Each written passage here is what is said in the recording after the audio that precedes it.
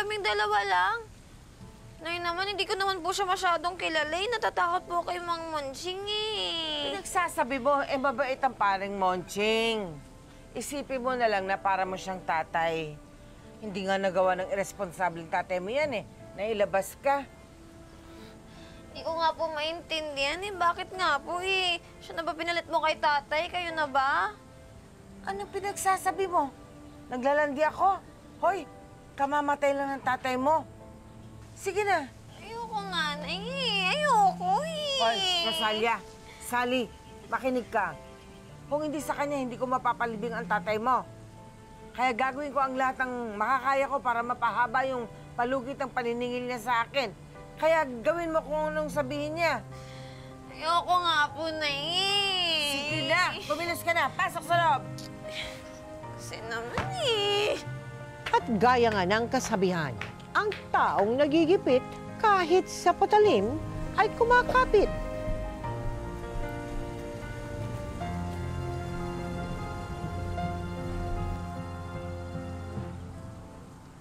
Andiyan ka na pala. Halika.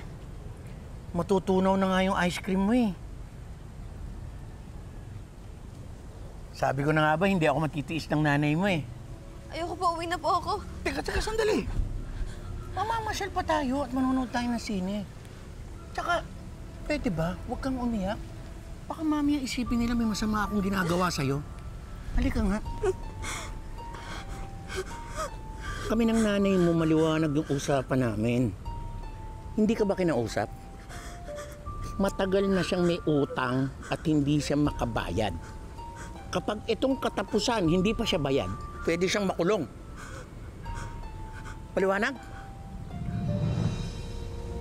Halika na.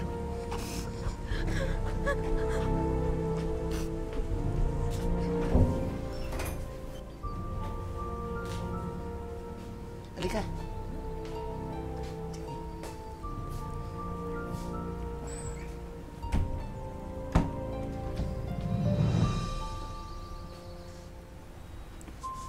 Mang Monching, sabi niyo po magsisine tayo. Bakit pa tayo nandito? Kasi parang sumakit nga yung katawan ko eh.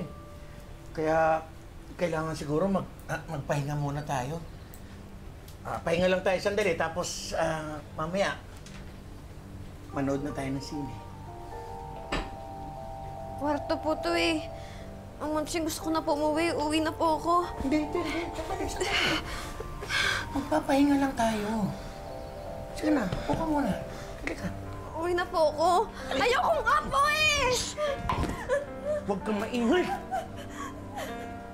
May mga pulis dyan sa kabila. Pag narinig tayo nun, babarilin tayo. Pag binaril tayo, lalong hindi ka makakauwi.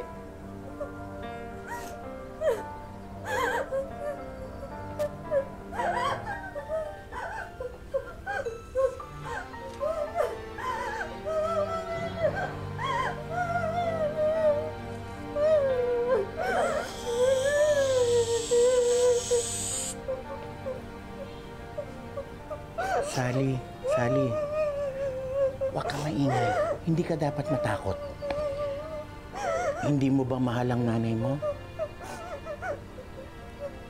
Mahal mo ang nanay mo, ang isipin mo, kailangan mo siyang tulungan. Kailangan niyang makabayad sa utang.